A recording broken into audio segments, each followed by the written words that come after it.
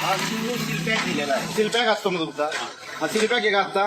आता मी पण नाही बघितलं काय तेच सांग. तू काय म्हणला आता एवढं काय हा एवढा विषय आहे का? तुम्ही पैसे पूर्ण घेता ना.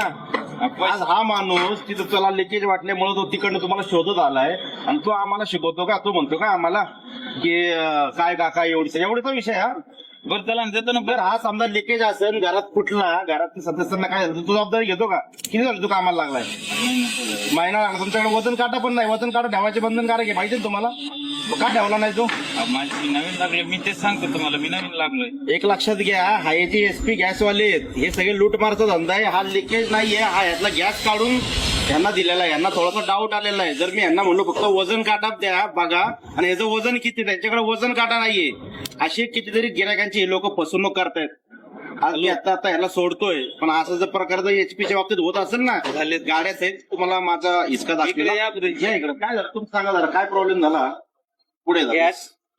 गॅस सिलेंडर घरी दिल्यानंतर मी आग ठेवताना बघितलं तर ते सील पॅक नाहीये, डायरेक्ट निघतंय आणि वास येतोय. आत्ताही वास येतोय त्याचा. तुम्हाला लिकेज सिलेंडर असं वाटतं का?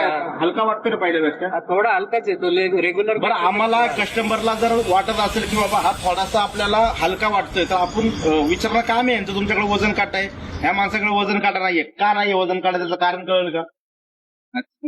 नाही, तू देतोय ना, डिलिव्हरी कोण करतोय? तुझं काम आहे का नाही? आम्ही कुणाला बोलणार? आता तू म्हणतो यांना गोडाऊनला झाला, यांना दुसरी कामं नाहीये का? गोडाऊनला तू चेंज करून देणार, पहिलं दिलं पाहिजे होतं ना तू. मी पण नाही बघितलं. का नाही बघितलं? चेक करून द्यायचं काम आहे तुमचं. अरे बाबा, जेव्हा तुम्ही देता ना तेव्हा चेक करून द्यायचं तुम्ही, माहिती का तुला? चेक करायचं देतो ना. आणि परत तो आम्हाला सांगतो एवढीचा विषय, हा छोटा विषय वाटतो तुला?